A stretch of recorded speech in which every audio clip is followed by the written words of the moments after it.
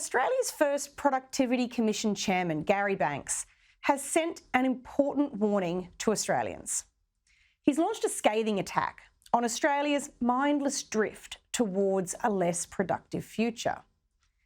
And that means that unless there's action to address that drift that is brave, meaningful and urgent, all Australians, and especially those on the margins, are going to face a much poorer future.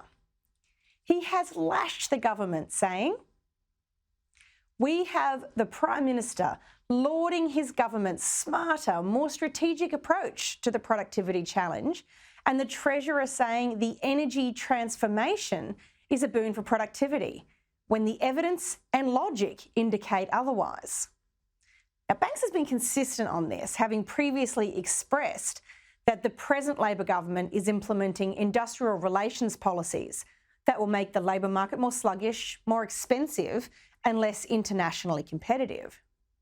It's a back to the future style trip to the pre-Hawke and Keating era, with highly centralised policy resting on an outdated obsession with an employee versus employer style of class warfare.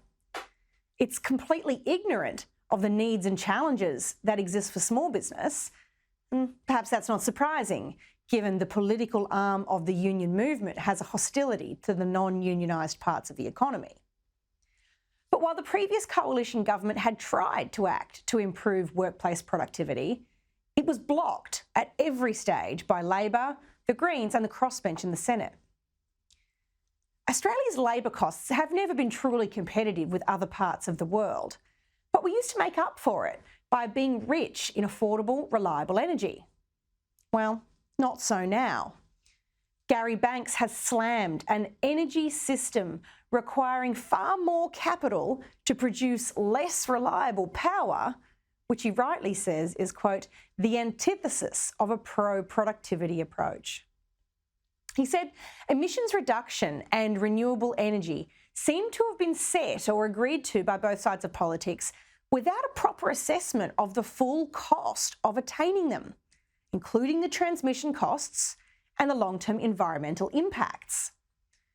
And he correctly points out that this is all happening while coal-fired generators are shut down, and I quote, without a way to replicate the 24/7 service they provide, close quote. And while these two issues were Banks's greatest concerns, the list of drags on our productivity is actually much longer. We've got a tax system that undermines growth and an inflation rate that means the tax man is getting more from you than he should.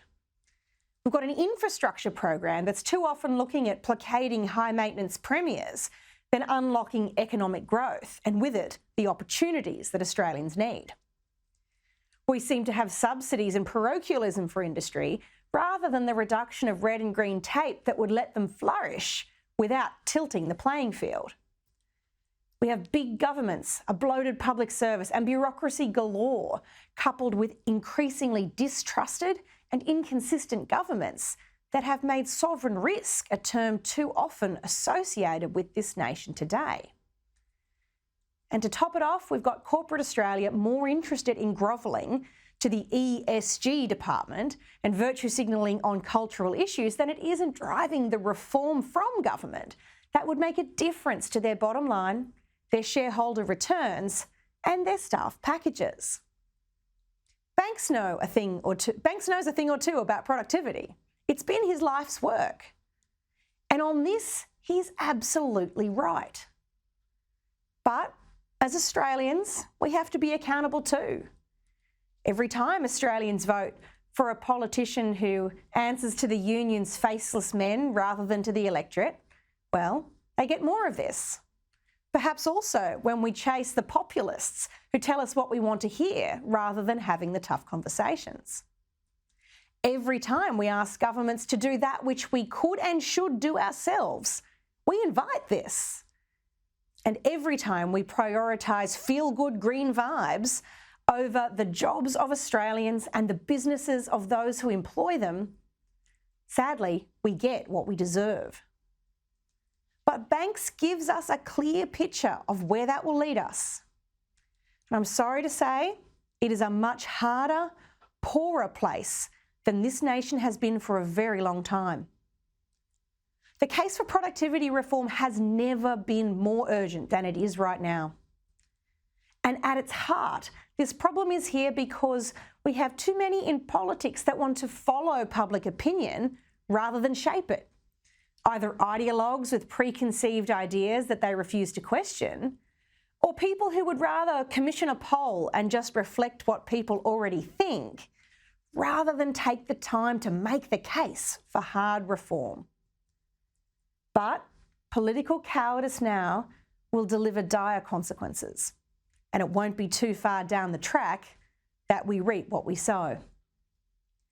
As if to give us a case study in all that Banks has warned, National Cabinet met yesterday and discussed the housing crisis. And as usual, the results seem to be low on courage and high on state governments with their hands out. The policy solution offered to help the 1/3 of Australians who rent, and it's a tough rental market right now, well, the policy solution will make it less attractive to have a rental investment property, which can only reduce the supply of rental homes, which pushes up the price of rent. Limits on the ability to earn a market-based rent for one's investment and other so-called renters' rights will sound good on a press release from National Cabinet, but perversely it will make renting dearer for the long haul. It's the compounding of one mistake with another. This National Housing Accord target relies heavily on the super funds and big business investment. It represents a shift from the notion of home ownership being something that's decentralised and in the hands of Australian individuals and families, and within the reach of all working people, and instead a push to having big corporate landlords or co-ownership with government. And that means normalising what is essentially a lifelong renters class. Now, it's pretty obvious that Labor will benefit politically from this economic subjugation in the long term.